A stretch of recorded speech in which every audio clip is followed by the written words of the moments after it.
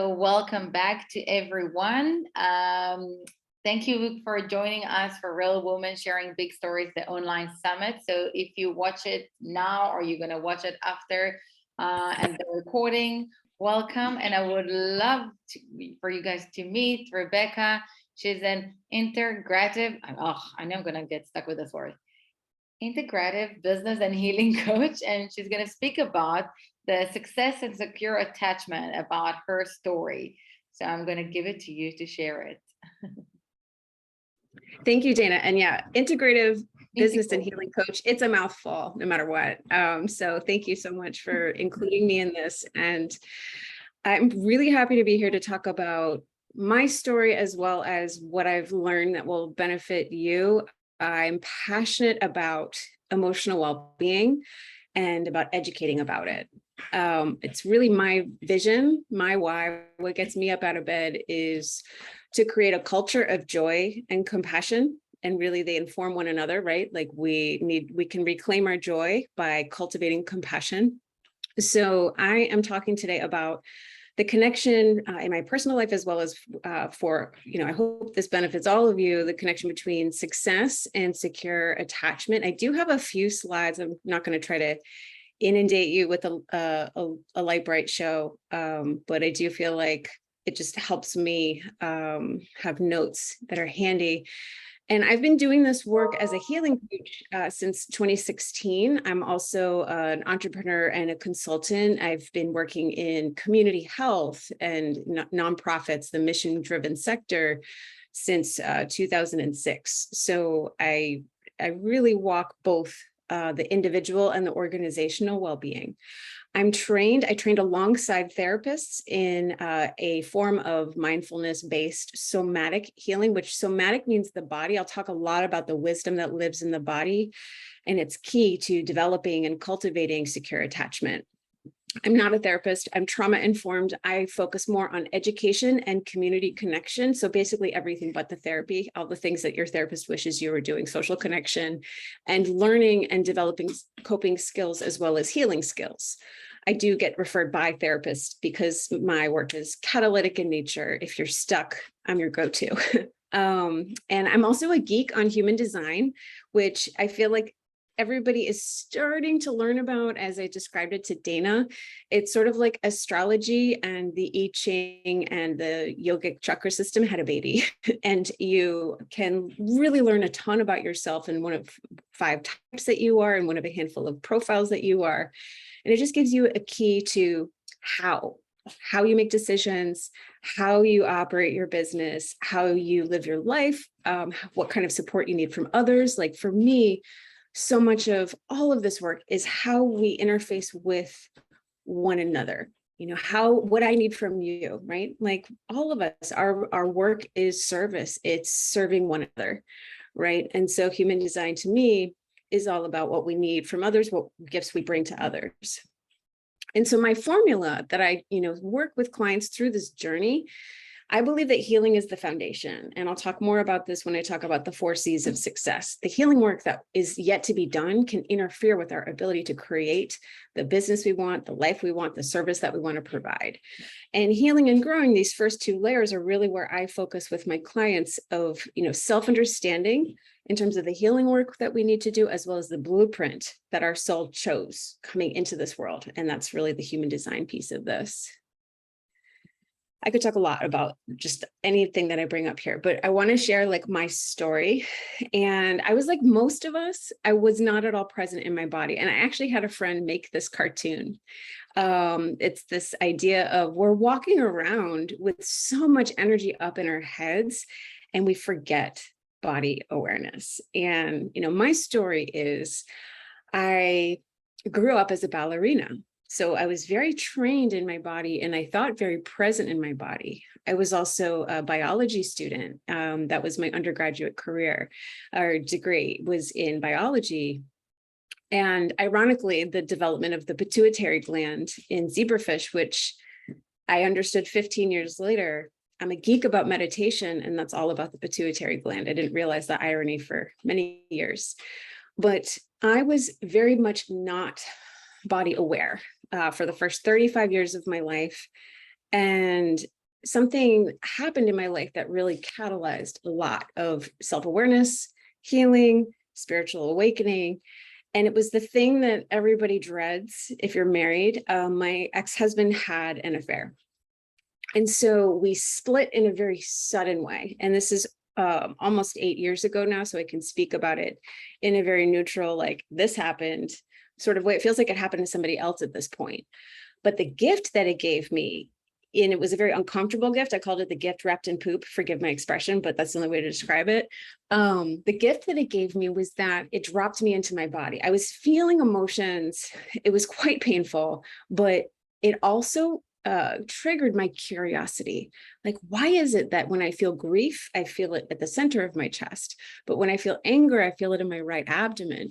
When I feel fear, it's in my throat. Like, I got really curious about all of these emotions, and I really feel like I felt the gamut of the human experience in my body for the first time, and in a way that I would never forget. I was able to go from meditating for 5 minutes to 40 minutes like that. It opened me up. It connected me to a deep sense of peace amidst this really, painful healing journey. The other thing that it catalyzed for me was finding a somatic therapist, so a body-based therapist. And within like this work, this somatic healing was so profound that it changed my life. I had done talk therapy. I feel like it was useful for a couple of years. Like, this is before my divorce. It was useful for a couple of years just to kind of understand myself and why I get stuck. But there's a moment where you just sort of start feeling like therapy can be like Groundhog Day, right? And you're just talking about the same things. You're really clear on your patterns that get in your way, but the insight doesn't necessarily lead to change. And that's because we're just up here, like in our heads. And, my healing journey was about developing what's called secure attachment.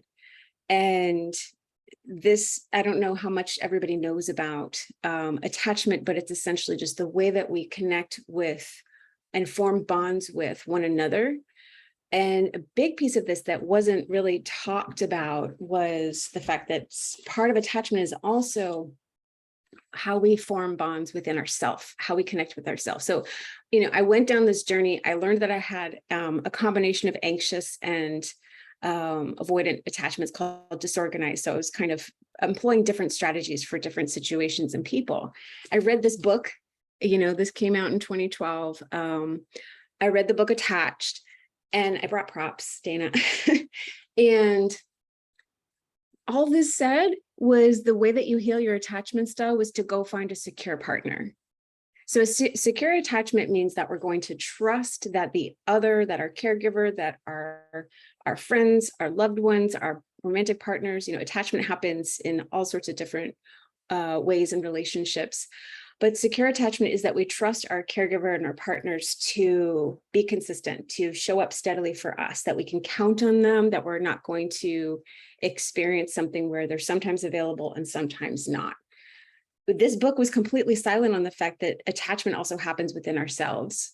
And I had a therapist gift me this phrase, earned secure attachment. She said to me that your attachment style isn't a life sentence, that you can actually change it. And the way that you change it is by working internally.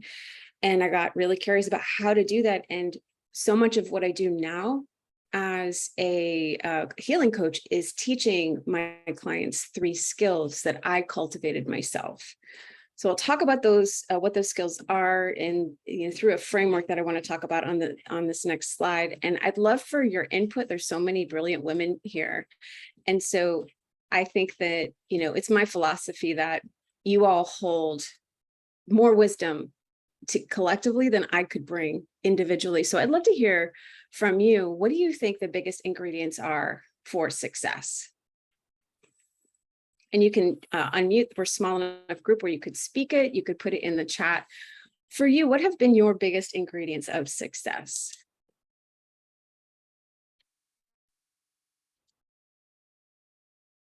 Or even just, how do you define success? Like, what does this question bring up? Thank you for sending some things. Know yourself first. Beautiful. persistence, patience, trusting intuition. Beautiful. So you really know the answer here, that the biggest ingredient for success is self-trust.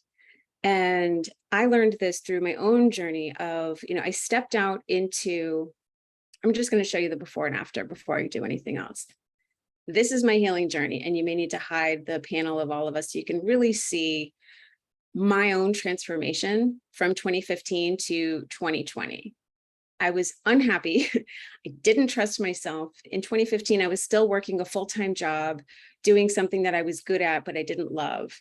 And by 2020, I had started my own business. I had figured out my purpose as a healing coach, and I had recovered my joy.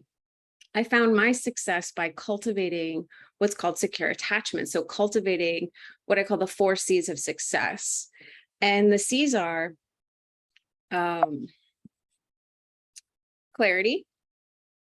And what we struggle with is with success is sometimes our nervous system isn't settled. So if we do have anxious attachment, we might have our nervous system up in sympathetic activation. So we're in that fight or flight, and our heart is racing. We are, trying to do things too quickly, and we're not settled in our body. We're in our head. Our mind is racing. We might be judging ourselves. We might be judging others. We might be anticipating being disappointed and trying to control our experience. So it just all feels awful, but in an activating sort of a way. And then on the other side, with avoidant attachment, we might have avoidant attachment to our business, or to trusting our clients, or trusting our vendors. And we're more likely to try to do things ourselves. We're more likely to shut down and have lower energy. Either way, either attachment that is less than secure, it keeps us out of our prefrontal cortex, which is the smartest part of our brain. And this is, really where our creative thinking is possible, is when we feel more secure. And so for me, I tended to go with having both strategies in between. So for example, if I was going to launch a new marketing strategy, I would procrastinate it because I'd be in my head and stemming myself from actually taking action. Once I got past that what I call the action block, I was taking action, but I wasn't consistent because I didn't trust myself. So that's another of the 4 C's of success, is consistency. And I'll talk about that a little bit in more detail of how we become more consistent. But for me, the piece around clarity was I wasn't able to be reliably in that creative flow state that's possible when we're in a feeling of inner security and deep self-trust. The next C of success is confidence. And this is different than competence, which is the final C of the 4 C's of success. Confidence is a deep sense of self-belief of I'm worthy, I belong, I'm worthy of success, and just a way of, walking into any room and just feeling like we own that space, and we attract attention because of how we show up.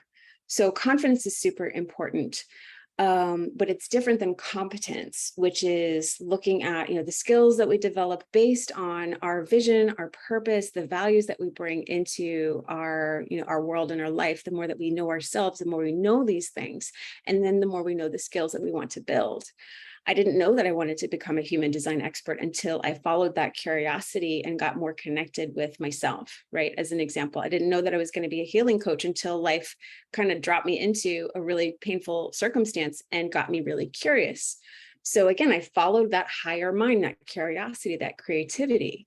So competence is about both investing in our skill set, but then believing in our capacity to execute. So we might be deeply skilled, but struggling with imposter syndrome of like, somebody's going to find me out as a fake and a phony.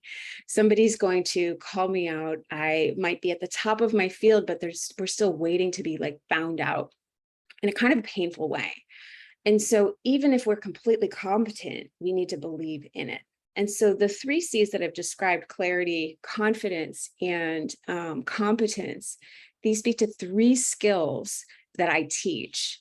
And they are emotional regulation, reparenting, which is the healing work that we need to work with the 90% of our unconscious. And the 90% of our unconscious is where any unhealed material lives. So for me, when my ex-husband, when I split with my ex-husband, it sent me on a healing journey that went way back. It opened up anything that was in my body that I had been avoiding by living in my mind.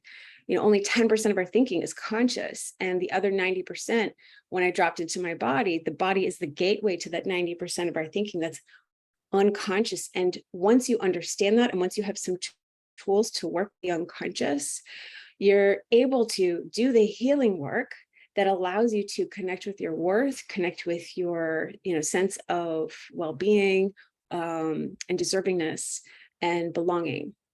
Rewiring is working between that interface of conscious and unconscious to just lock in that healing work. So this is the fun part, actually, because it's where your goals for your future success and your beliefs, we do the work to connect them. So if you want to have a 7-figure business, but you have beliefs that are stuck on either competence or confidence, then that rewiring work helps you line up your beliefs and your goals. So that is really the way that I have developed earned secure attachment within myself and with other clients. And the way that it manifests for me was, I was a healing coach for several years and still doing my own personal healing work. And it wasn't until I felt established and secure in myself that I realized and was open to receiving this idea for a group program that I created called Finishing School. So it's this idea of, you work on the 10% of the conscious by talking for about 90% of your healing journey. And then the flip, I call this the 90-10 rule. The flip is the last 10% of your journey, you're working on the body. You got to be ready for it. I'm at the finish line. I'm definitely not the starting point, other than to help people find the right therapist and, find the right modalities for them. I don't provide that part. I'm just at the finish line. Notando, I think I'm living in my head most of the time because I'm struggling with being present in the moment. It's a beautiful question. How can I practice awareness is the question. I'm just going to read it for the recording. And the fact that you're aware of the fact that you're living in your head and that you're struggling with being present is step one. Like, I want to name that you are present if you're noticing that you're in your head. And so my invitation would be, Dana and I were talking about yoga before class. So like or before the session, any kind of body centered practice. So anything that connects your body with your mind. So yoga is a really great example. Tai Chi, slow movement, yin yoga, being in a pose while being present with the discomfort is powerful. I'm a big fan of yin because it is literally the slowest moving mindfulness that you could ever do. And it's a great way to get started being in your body. So the other thing would be to, if you have a chattering mind, Nontando, would be to write down what it's saying. Just like let it speak, because sometimes we have a very busy mind because it's saying things that we don't like. And so we avoid it and we distract ourselves. And what I coach about is turning towards our discomfort. It's such a flex for you to even name a discomfort. And I just encourage you to continue to stay curious. And then also, I think the biggest disease that we have in our world is that we take ourselves too seriously. Like, honestly, that's our biggest issue. One of them is that we hold tightly to resources as culture, a global culture. And there's just a lack of joy. We do not have enough joy. And so if you can release any self-seriousness that you have, any of us, and cultivate joy, like actually practice joy on a daily basis, that's actually a big piece of the work that I teach about. Dana, it feels like most people are struggling with being present in the moment. We tend to overthink instead. The reason I had that cartoon made, thank you for sharing that. The reason I had that cartoon made was because I felt like everybody was part of what I call the Forgotten Body Club. It's like we're literally just walking around with so much happening in our heads, and we don't even realize that we forget our bodies. And so this isn't to call it out in a negative way. It's just to bring awareness to it. And again, lightness and humor. Humor is a huge tool. It's a powerful tool that you can employ in your healing work. So yeah, the piece of the fourth C of success I wanted to talk more about. Somebody said, I forget who it was, persistence and patience. And Antonio, yes, I do take myself too seriously. Yeah, we all do. It's a common disease. Natalie said persistence and patience. Persistence is, to me, the C of clarity is about, having a settled nervous system. Confidence is having a healed body and mind and spirit, like kind of reconnecting body, mind, and spirit. Competence is having aligned beliefs so that you can move forward. And consistency is the only C of these four C's of success that I just kind of like, these four C's just dropped into my head one morning when I was taking a walk a year ago. And it's a really good framework that serves me and my clients really well. Consistency, the fourth C, is the only one that's about action. And we don't take action if we don't trust ourselves. Because what happens is, one of the blocks that I experienced that I help other clients through now is called the finishing block. So we get excited, we have a big idea, we get started, we make a plan, we, do all the things, we do the research, we assemble a plan of action, we even start it. And then there's some voice that comes in, or there's some mechanism that comes in. It's barely conscious, it's barely cognitive at all. And somehow we just slide off the work. Like it just slides off. We stop taking action, and it's slow, it's subtle. We just sort of fall off of our plan and we lose traction.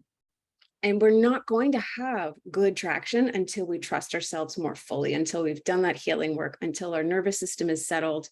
And what I'll say that I've learned is that the small stuff is the big stuff. That when you have little baby victories of like, I have, like, for example, if you all like left having, committed to yourself, I'm going to establish a daily joy practice, like I'll be really happy. And if you actually do that steady daily joy practice, or like daily, like 3 minutes of meditation, it's the act of returning to this tiny bite of practice over and over and over that helps you rewire your own inner concept of, I'm a consistent person. I show up for myself. So when you show up for yourself in small ways, like for me, it was like making soup every Sunday. Last winter, I was like, why am I enjoying this so much? I used to really hate cooking. And I watched myself, the more that I healed and became secure with myself, that I had these beautiful, like steady routines and anchors to my day and my week. And it was about the smallest thing, but it's not what we do, it's how we do it. So if we do it with love, if we do it with awareness, when I make my bed, I do my best to remember this, but I have an intention to put love into my bed as I make it, like, I hope that you sleep well when you come into bed tonight, just like sending love into that activity. It changes it, and it changes the way that I'm showing up for myself. And so these little things allowed me to eventually create a program. I did do like a little baby timeline. In the bottom right, it allowed me to create a program with 40 students in it to date, huge results. I'm creating grad school, which I've got a healing component teaching these 3 skills of emotional regulation, reparenting, and rewiring. And then I've created grad school just being responsive to what my clients need. And I'm, continuing to grow. I was not capable of this kind of traction early on. I wasn't, because I hadn't developed my own sense of self-trust. I was, in that space of overthinking, not being present, and not trusting myself to take the next step, and then the next step, and the next step. And so it's really only in the last couple of years that I've developed that sense of security within myself.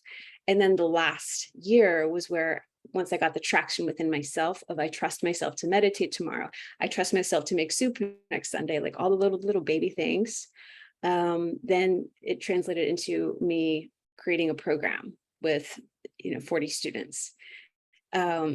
So this is sort of the end result, right? The inner connection, the inner trust, the inner healing translated outwardly to external success.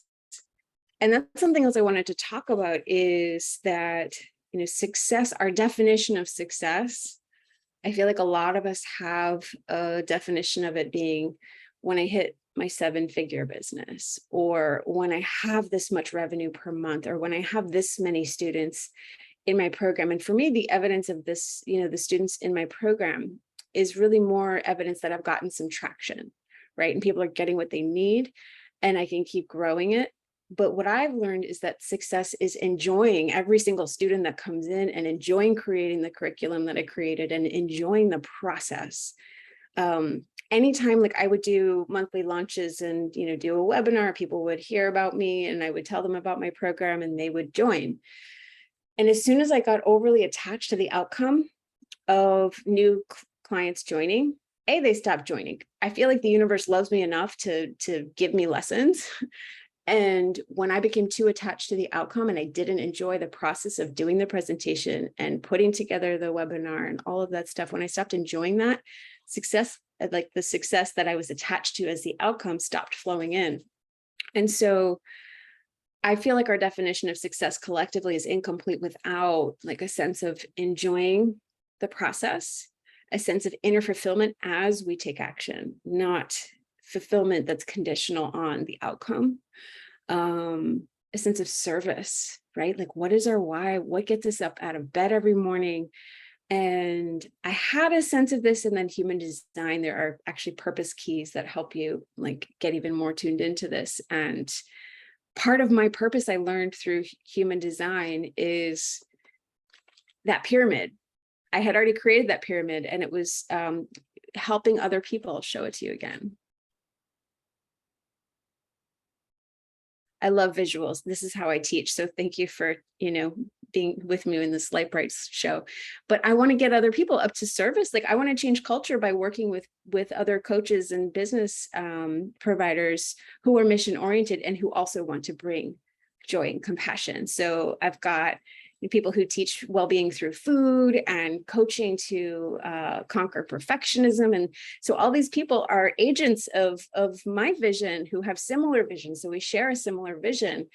And it's my goal to get people, as many as possible before I die, out of their heads, into their bodies, and connecting with their soul's blueprint to create the life that they're meant to create. And I think you can hear the passion that I have in it.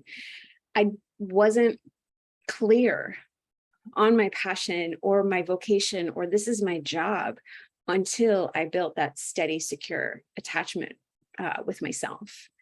So my main message here is that your attachment style is not a life sentence. If you struggle with being in your head with, maybe preoccupied, anxious attachment, if you struggle with avoiding connection, you can work with that. You can change your body, mind's wiring to become more secure. I believe that secure attachment and our attachment style is on a spectrum.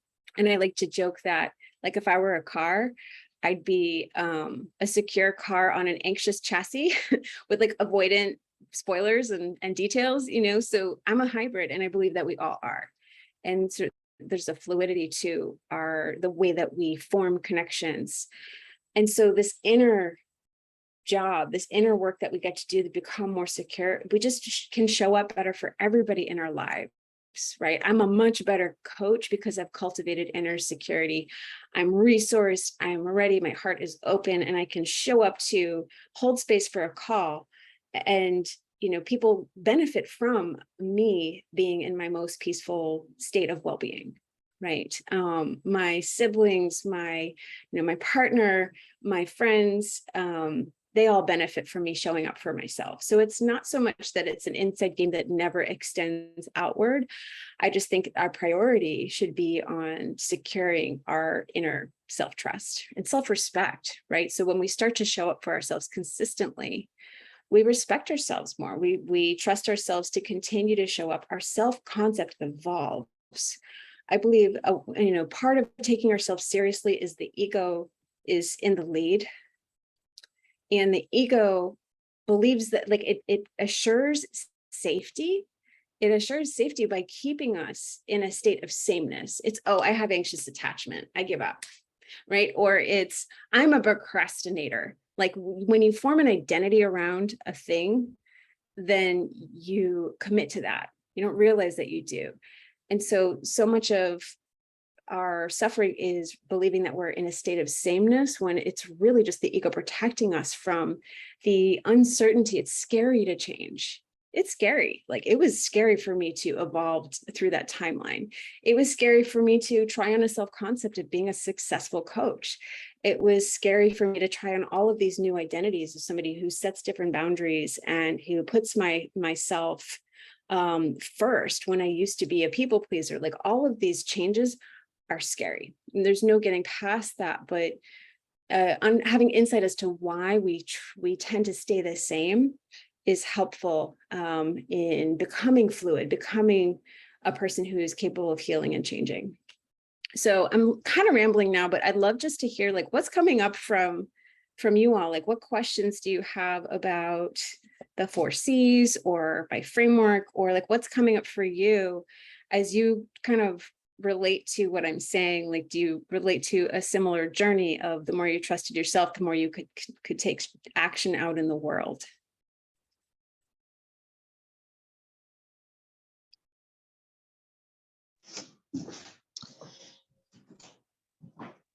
Well, I would like to share a little bit about this issue. Well, this topic.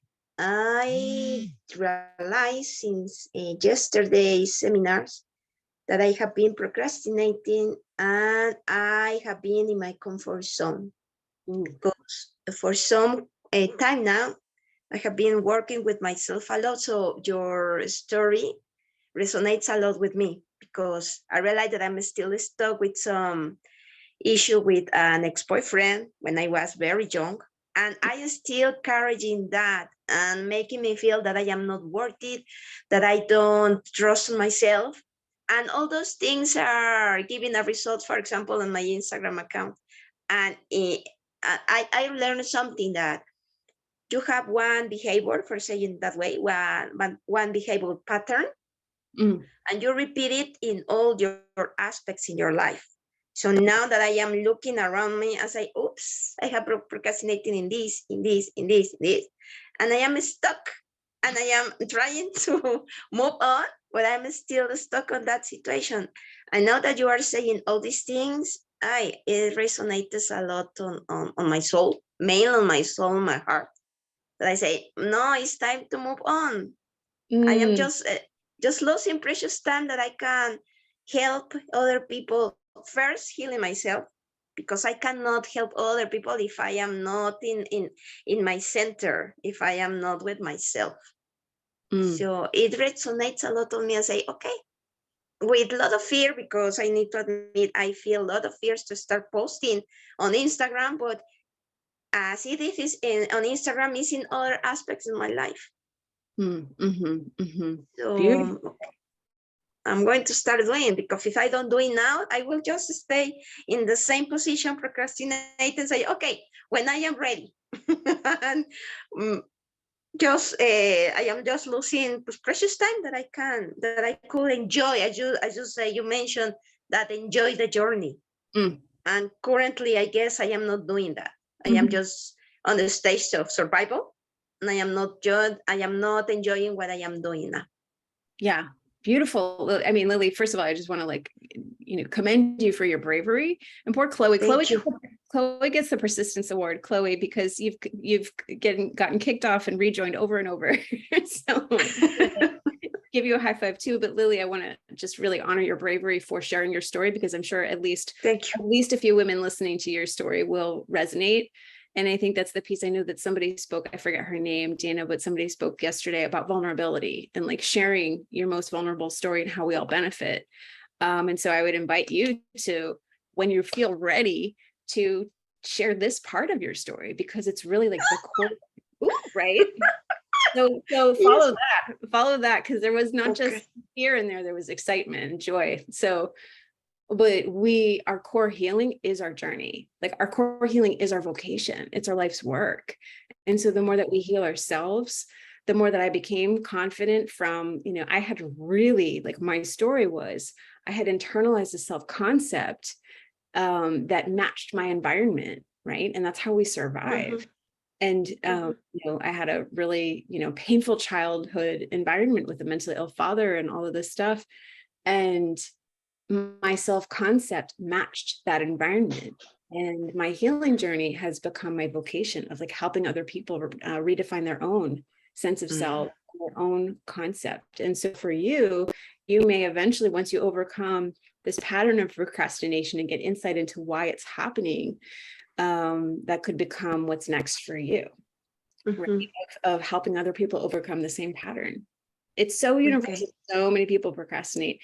And I personally resonate with it so much because I feel like my energetic signature was stay put. It was stagnant. Like that was what I kept defaulting to. And there's safety in that, right? But there's no growth. Yes. And so you recognizing that in yourself is really, really beautiful. And I believe it's a gift to the rest of us. So thank you. Thank you. No, thank you for listening, and thank you for your knowledge that I'm sure is helping and it resonates in one of us. Thank you.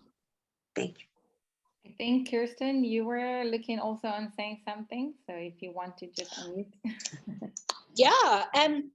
I find that this whole process quite interesting because I had a great childhood, from I had a happy childhood, stable family, and yet I feel like I'm stuck in going forward in my businesses.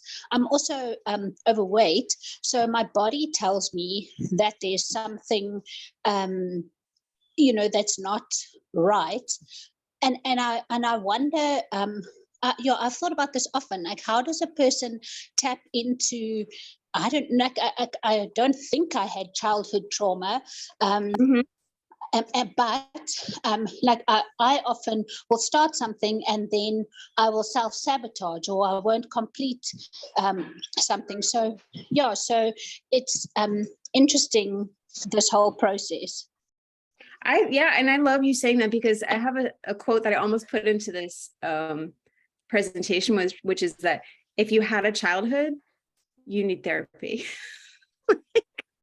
That's everybody had a childhood, right? And it's like, are any of us perfect? Are you a perfect parent? No, you do it well enough, right? And so even the good enough parents, it's like, it's impossible for them to be fully present, right? Like, let's say you walked up to your mom, just an example that I use sometimes. You walked up to your mom asking for a hug and you're a little baby and you fell and you needed a hug, but the stove just caught fire. She had to turn her back on you because she had other responsibilities that were more urgent, right? And so like things like that can happen that are just like little teeny tiny ways that our caregivers weren't perfectly available for us.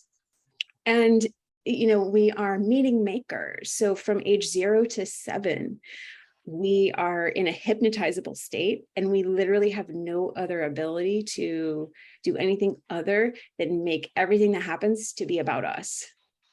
And so, it forms a slightly warped map of meaning of the world. Like, do you really think that your 7-year-old self, your 6-year-old self is going to be the most wise and clear on how your self-concept develops?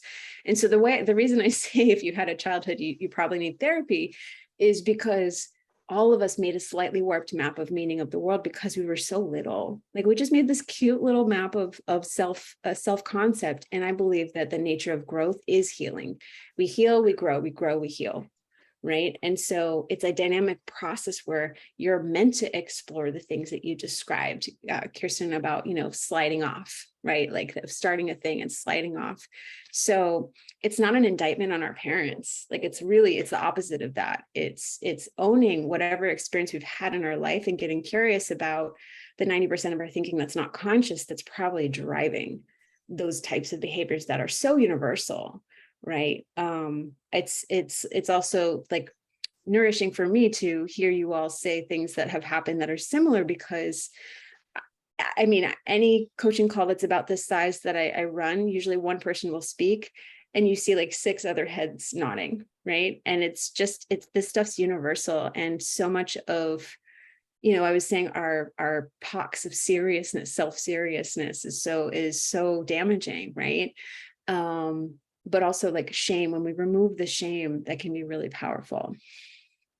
Yeah, Kirsten, I think I need to explore the subconscious. So that's really beautiful. So, right, the way that you can begin doing that is through meditation, through journaling, letting yourself just get to know the part of you that is below your conscious awareness. And I do teach tools that do that as well, of, talking to the body. But if you've never done it, the way to begin is meditation, and if sitting and meditating is new to you, I'll say a lot of people who've tried it, they say, I'm not good at meditation. My mind just chatters. And I'll just say, there's no way to be bad at meditating.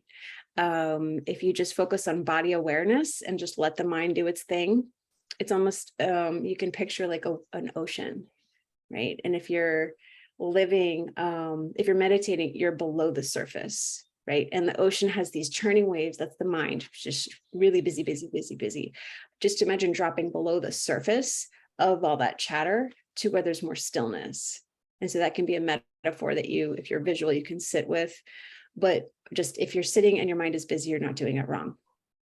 And if you encounter something that is really uncomfortable as you step into a practice of meditation, I invite you to reach out to a therapist. And I don't do therapy, but I can recommend modalities depending upon where you are on your journey. I think and I'll say in general, it's smart to start with talk therapy.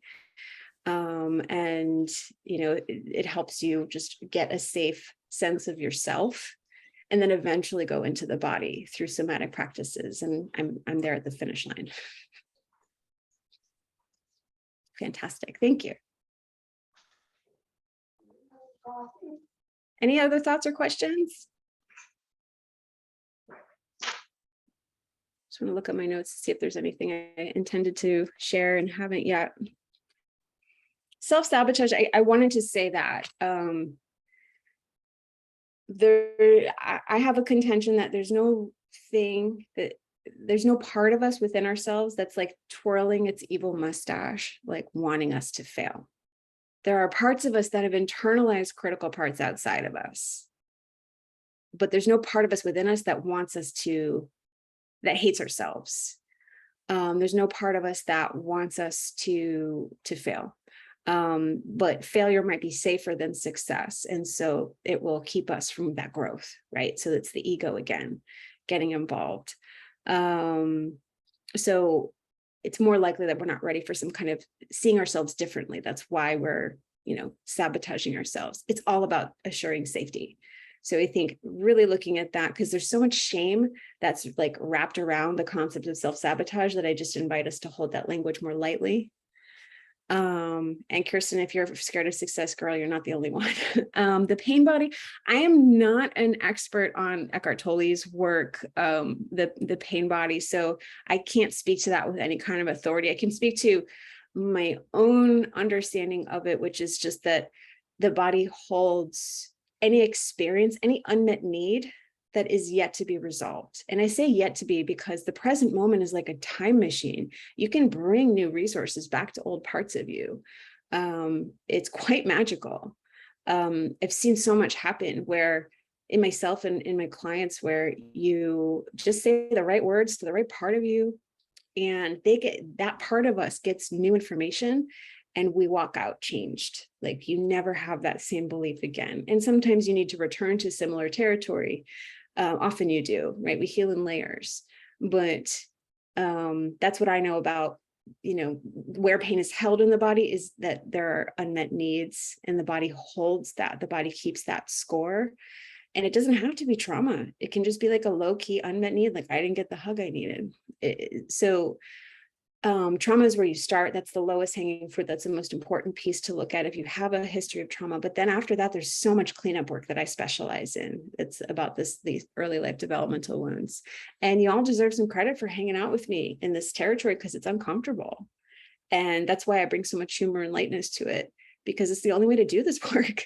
Like I feel nourishment from it because I know that the discomfort that we sit in is, we're taking steps towards being closer to our most authentic self, closer to compassion and joy and love. So that's the only way I can do this work. I would burn out immediately if we were sitting here and not being curious and not being joyful and playful. Can you absorb other people's trauma as well? It's good to be aware of that in spiritual terms. On my social handles, somebody just asked that. I'm Rebecca B Coaching. I think that Dana will help us out with that. That's Instagram. Can you absorb other people's trauma as well? It's good to be aware that, speaking in spiritual terms. There's you could wind me up and point me to talk about a lot of things, not everything, but some things. And people sometimes consider themselves empaths. And while I do believe that we have the ability to sense other people's feelings, and that we all have this ability once we tune into body awareness, that whenever absorbing their traumas, we might be deeply attuned to their body. There's this thing called hypervigilance that happens where we learn as little ones to track outwards. If you had, a really intense caregiver or a bullying older sibling, it's to our survival, it's to our advantage to be able to track outwards and like, what's the weather today? Is this person going to be in a bad mood? All that kind of thing. So that becomes a subcortical process that we just do. We just track outwards. And so if that's something that you do, that might be why you're asking, Natalie. It's the trick is inner awareness. The way we set boundaries, energetic boundaries, is in cultivating deep inner awareness. What's my body feeling? And I've experienced, I just went to dinner a few years ago, and this was before I'd really developed good energetic boundaries of tracking inward. And somebody next to me just had a weird energy, and something happened that felt like a bomb went off, and I couldn't properly form. That might be exaggerating, but I was not myself for a couple hours. It took me getting out of that energy, resetting. And so having tracking inward makes us less porous. It just makes us less susceptible. I'm at a point now with it where I turn it on to work with clients. I say, like, I'm feeling, I sense this in my throat. Is this me or you? I always ask. I don't assume that anything is what I'm picking up on other people. It's usually they'll say, yeah, no, I do have that. But I turn it off. After I'm done with coaching, I turn it off. I don't hang out with people and sense how they're feeling. But the way that I developed that muscle of having a switch where I don't feel other people's stuff was first believing it's possible that we don't always have to feel each other's stuff, and then just studying how it worked, studying what worked to turn it down.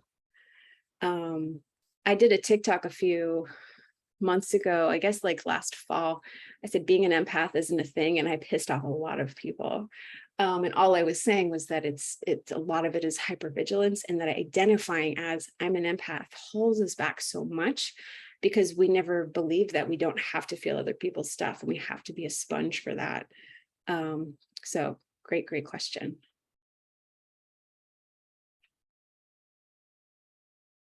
I love this. Any other questions? We're getting close to the end of the hour, and I want to respect Dana's time and all of your time and energy.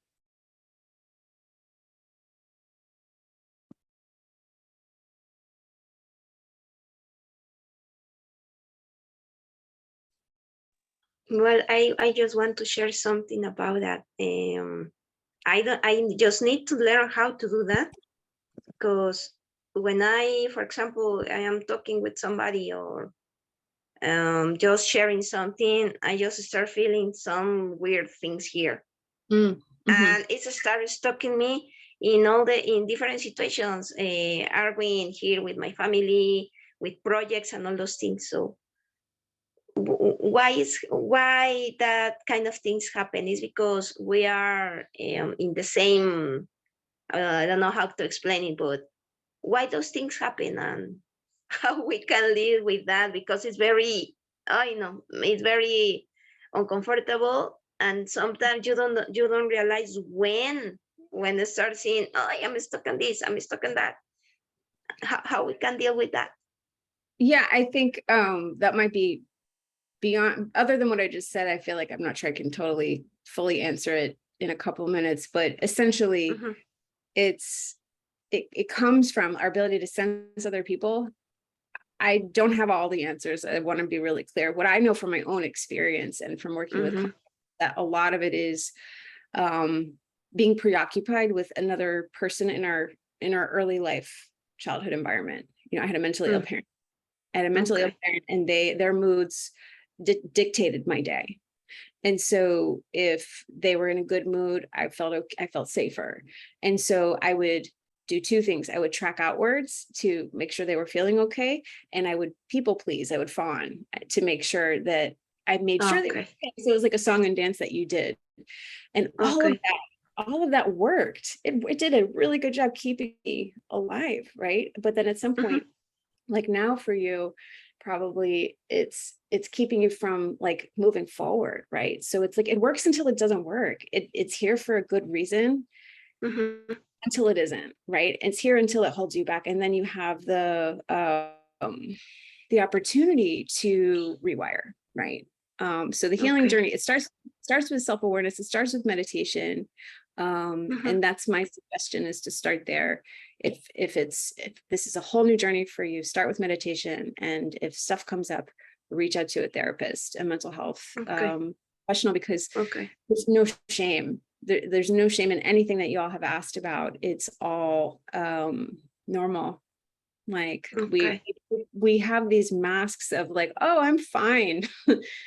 And we're perfect. Like we're perfect with our procrastination. We're perfect with our not finishing. We're perfect with feeling other people's stuff, right? Like that's all. We're still whole. There's just parts of it that I've forgotten that, and that's the work, is just peeling back all those layers. Okay. I think there's so much shame wrapped around mental health stuff that I'm passionate about de-shaming. Mm. So Okay. Okay. really want to honor your Thank you. vulnerability. I want to honor your vulnerability once again in your question, Lily. Thank you. Thank you. No, thank you. Thank you. Thank you. Thank you. Thank you for letting me share my passion for emotional wellness and growth. Like I just love seeing people blossom, and I love being part of that. So I just really appreciate you, Dana, for inviting me to this. Like, this is just so special. So thank you so much. Pleasure. First, thank you for joining here. And yeah, and I love it that like everyone have a different story to share. And I love it when Kirsten, you said like the part that you had a good childhood in a way. Because I think a lot of time we feel like if we didn't had a bad childhood, so how can we complain on certain things? And I think that each and every one of us have a healing to do with himself. But one of the biggest steps is actually to speak about. So well done for each and every one of you who spoke about this. Because I think it's amazing. I think it's a huge part of like the process. 100%. Couldn't agree more. Yeah, I'm still on a healing journey. I think we're going to be healing and growing as long as we're alive. That's the thing. I think it's an ongoing like a process that you do. But it's part of what you guys spoke about, like being part of like just to learn to enjoy the journey and to understand that it's part of the growing pains. That's how I decide whenever I'm down, I call it like, oh, okay, I need to fall in order to get up. That's it. Just suck it up the pain, deal with this, and move on. That's it. Thank you all. I love all this feedback. Beautiful session. Appreciate it. You guys made it beautiful. Your questions are really, you can tell it flips a switch for me. So I really appreciate what you brought to today. You helped. Thank you again, Dana.